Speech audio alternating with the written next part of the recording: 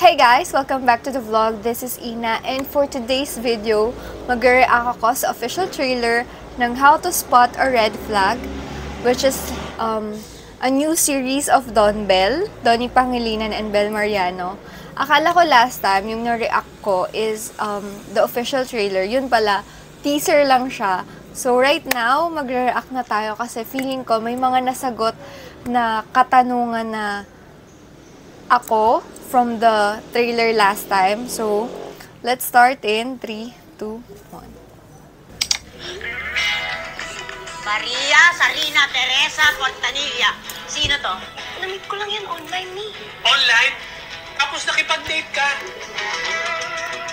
Ang gwapo talaga ni Donnie. Happy anniversary. So, ito yung nasa trailer. Mga kailan kaya to ipapakita? Yung anniversary. Mandoloko? Hindi nga ako yun. Kayong mga mandoloko, magkakapopnon. Uli, pero di kulong. Red Flag. Mapatan dito anak natin. Sino itong physical assault mo? Is that a trauma response? We are not taking this sitting down. Hindi cheater ang anak ko. I got this. Meron akong flu identity. Ginagamit pictures ko para mag-catfish. That explains. Okay. Ba't di mo na lang sabihin sa kanya? Hindi ko nagagets. So, ang dami kong haka-haka dito. But it turns out na tama naman pala yung mga pinagsasasabi natin. Wala ka pa rin masasabi Dami sa nating akin? what if. Not even sorry? You really deserve an apology for what happened. And I hope you would give me another chance. So it's a yes? No. Sinabi mo no? Yes! May ibibigay lang ako sa'yo na nagsabi kasi sa akin na perfect din sa kape. Hindi ka na ba talaga natuto? Kailangan bang mabudol ka ulit? Masama po ba kung hayaan ko siyang i-earn yung trust ko? Di, parang paskang mo yun ah.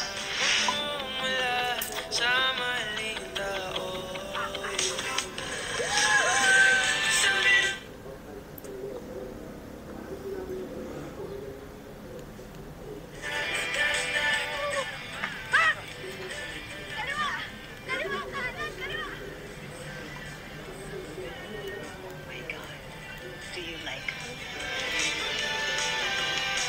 Pero seryoso ha? Huwag mo ko lolokohin. Hindi ako kalaban. Wait lang, hindi lang pala yung ilong mo yung namumula ha? Ang mukha mo na ata. 25 na, guys. And that's the end of the 2 minutes and 22 seconds of the trailer of How to Spot a Red Flag. And grabe, guys. Sobrang gaan nung feels ko dito sa story. Like, hindi siya bago. I mean, yung genre niya is hindi naman totally bago. Kasi parang, paano ko ba explain to? Parang kasi before, may nangyari na gantong story na parang ginamit niya yung, or parang sa MMK yata yun na napanood ko, na ginamit niya yung identity ng tao, pero it turns out na hindi pala siya yun talaga. Ginamit lang niya yung photo just to magpanggap para dun sa taong gusto niya. And dito, si Jameson Blake, tama nga yung mga hula nila ng mga fans, and also me, parang naisip ko din yun. Pero mas ano yung mga fans kasi grabe yung bilis ng utak nila. Yun nga, na si Jameson Blake yung may gusto kay Belle dito. Kaya na nagawang gamitin yung itsura ni Donnie. Kasi nga, goody-goody si Donnie dito. Diba nga, sabi niya may pagka-introvert siya dito sa story. And yung itsura kasi ni Jameson Blake, para siyang bad boy. So, feeling niya hindi siya magugustuhan ni Belle. Alam niyo yun yung conflict na nakita ko. Pero, hindi ko alam. Kasi mayroong scene, di ba? Parang sabi ni Angel Aquino, oh my God, do you like her? Like, ngumiti lang si Donnie. Like, paano papasok na si Kira? Break na ba si Kira Ballinger dito? And si Donnie? Kasi dun sa simula pa lang, di ba, nag-break. Parang sinampal niya si Donnie. Di ba niya binigyan ng chance si Donnie mag-explain or what? Or basta nag-break na lang sila. And si Jameson Blake, anong ganap niya? So, paano papasok si Jameson Blake sa buhay ni Belle kung nahuhulog si Donnie kay Belle. And also, Belle, parang nahuhulog din siya kay Donnie, di ba?